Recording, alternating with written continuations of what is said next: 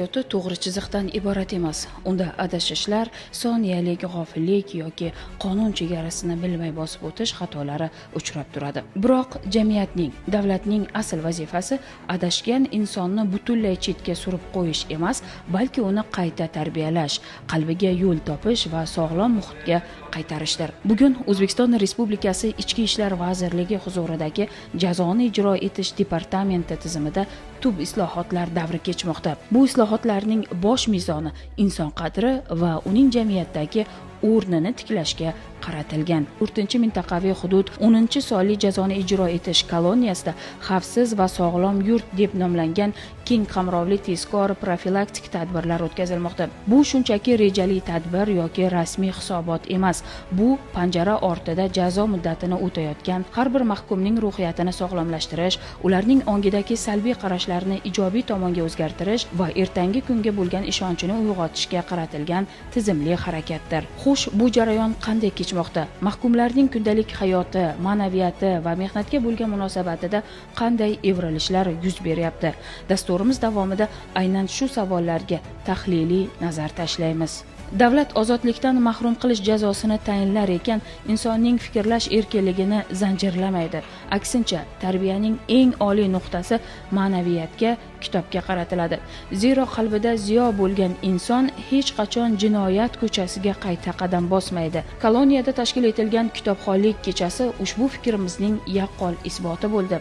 Ushbu ma'naviy tadbirga mahkumlarning dunyo qarashini boyitish, ularga jamiyatning e'tiborini his ettirish maqsadida Koson tumani Abdulla Oripov nomidagi axborot kutubxona markazi boshlig'i Nigora Xo'jayeva hamda markaz mutaxassisi Hosila Bobojonovalar tashrif buyurishdi. Ma'rifat fidoyilari o'z ma'ruzalarida inson hayotida kitobning o'rni, mutolaa madaniyati va adabiyot orqali nafsni tarbiyalash mavzularini chuqur tahlil qilib berdilar. Eng muhimi, ular koloniya kutubxonasida mahkumlar uchun yaratilgan shart-sharoitlar, mavjud kitob fondi va adabiyotlar bilan yaqindan tanishdilar. Tadbir yakunida kutubxona hayotida va kitobxonlik kechasida faol ishtirok etgan, qalbida ilmga havasi bo'lgan mahkumlarga rag'batlantirish tariqasida yangi kitoblar to'plami topshirildi.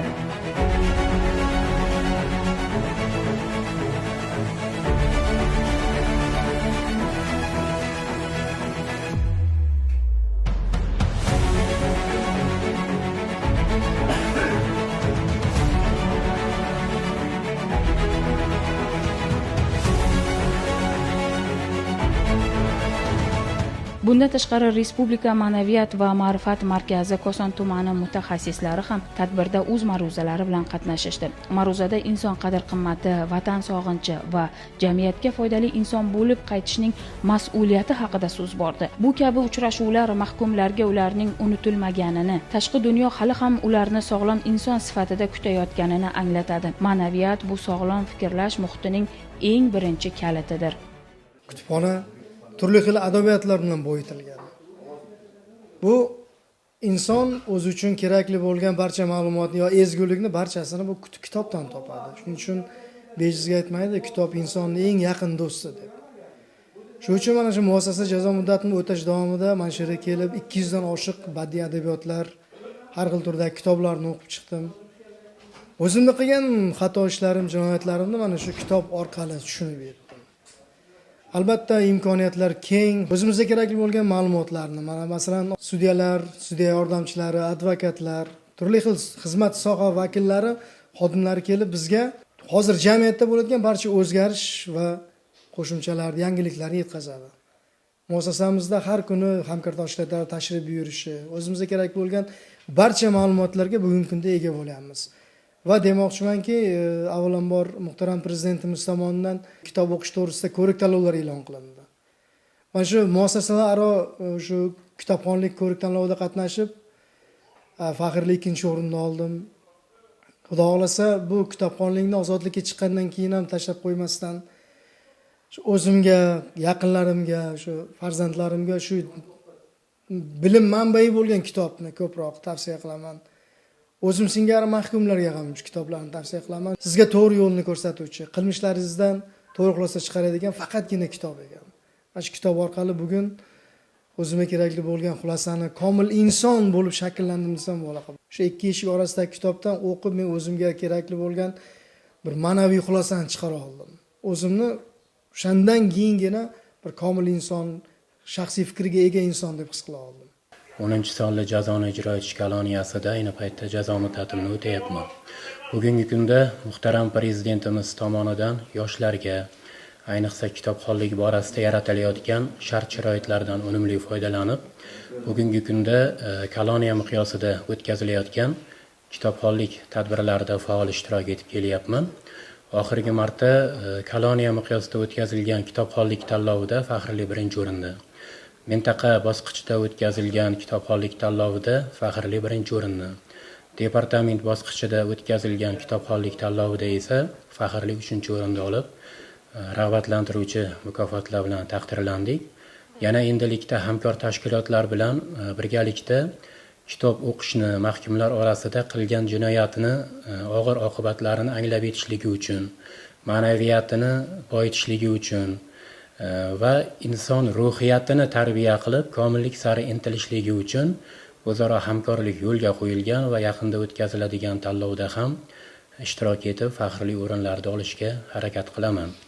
Bularni hammasi yurtboshimiz tomonidan mahkumlarga yaratilayotgan barcha shart-sharoitlar, kitobxonliklar, madaniy ma'rifiy kechalar, tadbirlar, bularning hammasi bizlarni to'g'ri tuzalish yo'liga o'tishimiz, qilgan jinoyatimizni oqibatini anglab yetishimiz va kelgusida jamiyatga tayyor shaxs bo'lib, kamal topib chiqishligimiz uchun bir xayrli ishlardan deb o'ylayman.